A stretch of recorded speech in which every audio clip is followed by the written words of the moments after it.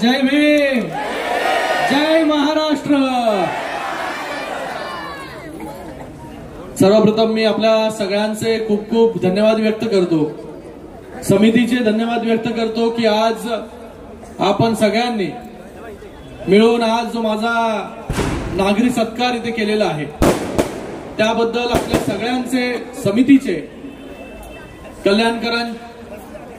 कल्याणकरांचे सगळ्यांचे मनपूर्वक धन्यवाद व्यक्त करतो। आणि मला वाटतं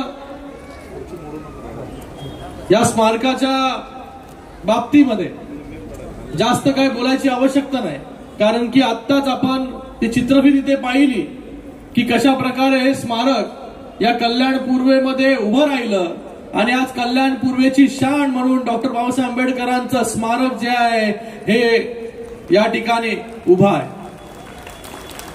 आज कल्याण पूर्व म्हटलं की हे स्मारकाचं नाव जे आहे ते लोक आवर्जून काढतात। मी कुठेही बाहेर गेलो तर मला आठवण करून देतात की आज तुमच्या कल्याण पूर्वेमध्ये जे स्मारक आहे ते आमच्या इथे देखील अशाच प्रकारे स्मारक जे आहे ते झालं पाहिजे, एवढं देखणं स्मारक जे आहे ते कल्याण पूर्वमध्ये उभं राहिलं। अन्नात स्मारकाची अपेक्षा नव्हती लोकांना अगोदर, फक्त पुतळ्याची अपेक्षा होती डॉक्टर बाबासाहेब आंबेडकरांच्या।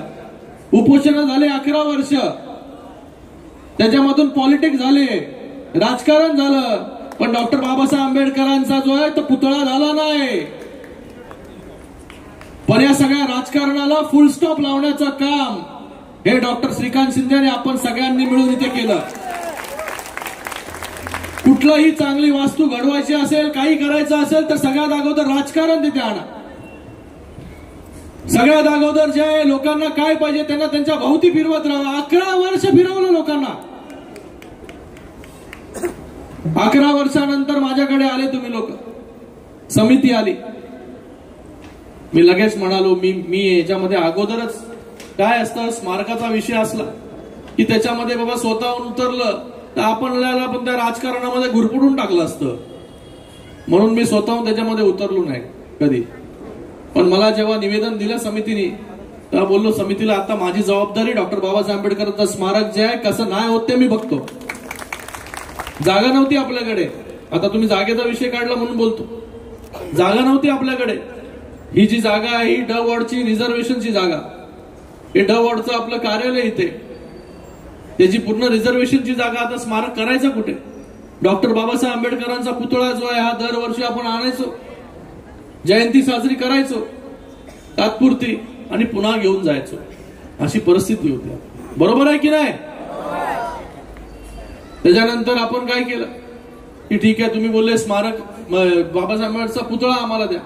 मी बोललो पुतळा कशाला, फक्त पुतळा कशाला, एक मोठा स्मारक उभा करू आणि हे स्मारक जे आहे आज आपल्या सगळ्यांच्या समोर उभं आहे। याच्यासाठी लागणारा निधी असेल, याच्यासाठी लागणारी ही जागा आहे, त्या जागेचं आरक्षण जे आहे बदलण्याचं काम जे आहे उपमुख्यमंत्री एकनाथजी शिंदे साहेबांच्या माध्यमाने झालं। आणि महाराष्ट्रामध्ये किंबहुना भारतामध्ये इतक्या फास्ट आरक्षण बदलाचं काम जे आहे ते कुठे झालं नव्हतं, ते कल्याण पूर्वेमध्ये झालं। हा देखील एक इतिहास आहे। बरोबर आहे? बरोबर आहे ना? बरोबर आहे। त्यानंतर डॉक्टर बाबासाहेब आंबेडकरांचं आपण स्मारक बांधायला गेलो, नंतर डॉक्टर बाबासाहेब आंबेडकरचा भव्य दिव्य पुतळा जो आहे तो आपण उभा केला। डॉक्टर बाबासाहेब आंबेडकरांचं कला दालन आतमध्ये आहे, त्यांचं पूर्ण जीवन गाथा जी आहे आपल्याला आपल्या सगळ्या मुलांना जी आहे ती पाहायला मिळते। मी त्या दिवशी पण जेव्हा उद्घाटनाप्रसंगी भाषण केलं त्या दिवशी देखील म्हणालो की माझ्या आयुष्यातला सगळ्यात मोठा प्रसंग जर कुठला असेल की ते उद्घाटन जेव्हा डॉक्टर बाबासाहेब आंबेडकरांच्या स्मारकाचं झालं तो प्रसंग। कारण की डॉक्टर बाबासाहेब आंबेडकरांमुळेच आपण इकडे सगळे लोक उभे आहोत। आज आमदार, खासदार, मंत्री असेल, नगरसेवक असेल, सगळे असतील आणि व्हीआयपी, सगळे व्हीआयपी देखील, हे कोणाची देण आहे? फक्त आणि फक्त डॉक्टर बाबासाहेब आंबेडकरांची।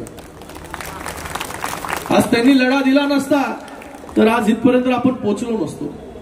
त्यांनी जर आता संविधान दिलं नसतं तर आज इथपर्यंत आपण पोहोचलो नसतो।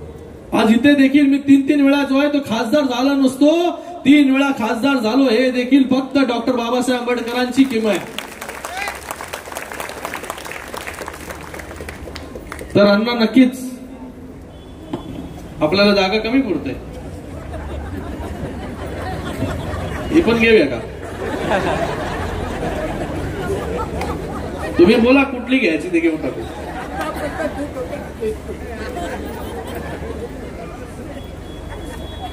तर नक्कीच जे जे काय करता येईल माझ्या क्षमतेमध्ये जे जे आहे, राजकारण सोडून मला कधीच कुठल्या गोष्टीचं जे आहे ते राजकारण करायला आवडत नाही.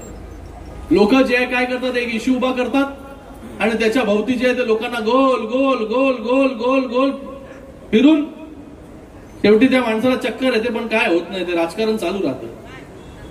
पण एकदाच राजकारण जे आहे हे संपवलं पाहिजे. जर आपल्या मनामध्ये जर दृढ इच्छा असेल तर कुठल्याही गोष्टीचं जे आहे ते राजकारण होणार नाही, फक्त जे आहे विकासकारण होईल. आणि आज हे विकासकारणामधून जे आहे हे स्मारक उभं राहिलं.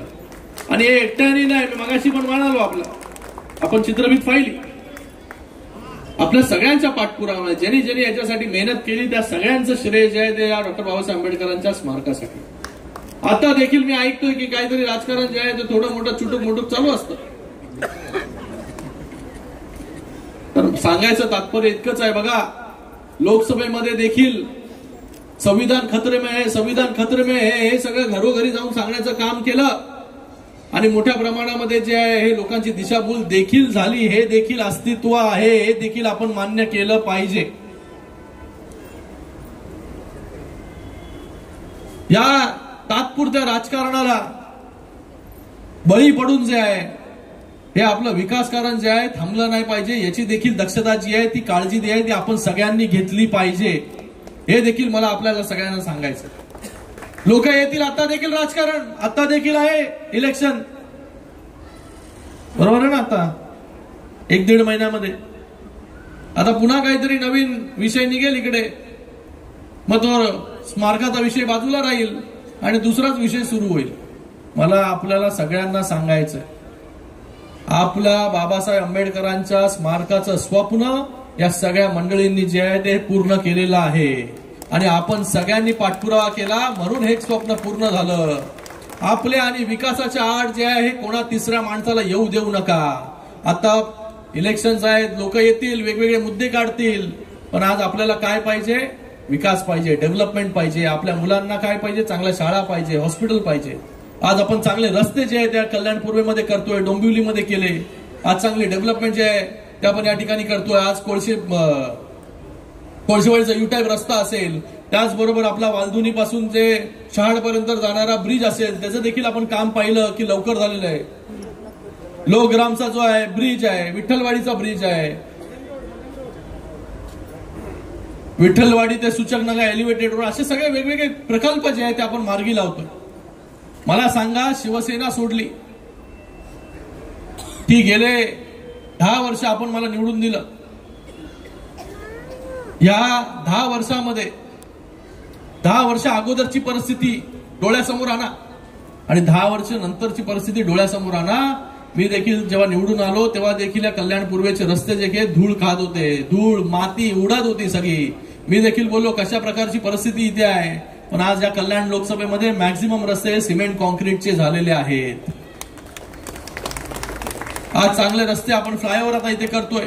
एक फ्लायओव्हरचं काम जे आहे हे वालधुनीच्या बाजूनी जो जातोय ईस्ट आणि वेस्ट, आज ईस्ट आणि वेस्टला जायला 45 मिनिटं लागतात. तो फ्लायओव्हर झाला की 5 मिनिटांमध्ये वेस्टमध्ये पोहोचणार आहे, 5 मिनिटांमध्ये. तर आपल्याला सांगायचं एवढंच आहे, कुठल्याही राजकारणाला ज्या येणाऱ्या निवडणुकीमध्ये भीक घालू नका. आपल्यासाठी जो उभा राहणार आहे, आपल्या बरोबर जो उभा राहणार आहे, आपल्या सुखादुःखात जो उभा राहणार आहे त्याच्या बरोबर आपण उभे राहा. एवढंच या प्रसंगी आज मी सांगतो आपल्या सगळ्यांना. कारण की 2024 मध्ये हे झालं ना, झालं की नाही झालं ना. मी काही वेगळं बोलत नाही. लोक आले संविधान खतरे में. अरे संविधान कसं खतरेमध्ये येणार? जे संविधान डॉक्टर बाबासाहेब आंबेडकरांनी लिहिलं ते कधी खतऱ्यामध्ये येऊ शकतो का? आम्ही सगळे खतऱ्यामध्ये येऊ शकतो, संविधान कधीच नाही येऊ शकत. तर हे मला सगळ्यांना, तरुणांना पण सांगायचंय, ज्येष्ठांना पण सांगायचंय, सगळ्यांना सांगायचं की संविधान जो आहे हा कधीच जो आहे खतऱ्यामध्ये येऊ शकत नाही. त्याचं जे आहे ते भुरळ पाडण्याचं काम, लोकांची दिशाभूल करण्याचं काम केलं. फक्त आणि फक्त आता डेव्हलपमेंट जो आपल्या पुढे जो आहे डेव्हलपमेंटचा अजेंडा घेऊन येईल, त्याच्या मागे आपण सगळ्यांनी उभं राहा, जेणेकरून आपल्याला जे आहे अशा प्रकारच्या वास्तू जे आहे कल्याण पूर्वेमध्ये अजून आपल्याला बघायला मिळतील आणि चांगली कामं जी आहे ती कल्याण पूर्वमध्ये होतील. एवढाच आपल्याला या प्रसंगी सांगतो. आणि पुन्हा एकदा पोलीस स्टेशन पण करतो, कोणाला जेलमध्ये टाकायचं, पोलीस स्टेशनची पण व्यवस्था असेल. ज्या ज्या गोष्टी लागतील त्या त्या गोष्टी ज्या आहेत त्यांना आपण या ठिकाणी करू. मला फक्त एवढंच सांगायचंय की आपल्या सगळ्यांच्या माध्यमाने, सगळ्यांच्या पाठपुरामध्ये जे काय गोष्टी होत आहेत त्या कल्याण पूर्वमध्ये असेल, लोकसभेमध्ये असतील, त्या येणाऱ्या काळामध्ये अजून चांगल्या कशा होतील याच्यासाठी माझा पूर्ण प्रयत्न असेल.